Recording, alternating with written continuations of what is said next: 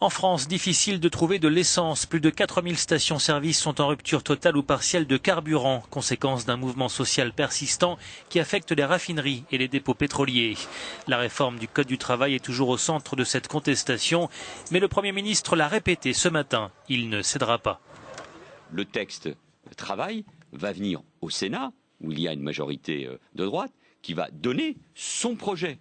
Et qui sera évidemment aux antipodes non seulement de ce que nous avons proposé, mais de ce qu'attendent éventuellement ceux qui manifestent. Donc, il est hors de question de changer le cap. Il peut toujours y avoir des modifications,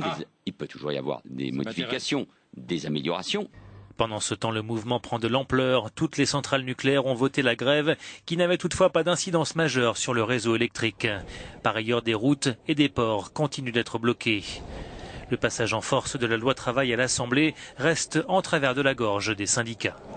Le compromis avec le gouvernement a tout de suite été fermé par l'utilisation du 49.3. C'est pas nous qui avons refusé de discuter avec le gouvernement, par les instances syndicales, diverses instances. C'est eux qui ont fait les choses en force avec le 49.3. On y est fortement désolé. C'est un manque de démocratie, de discussion avec les salariés.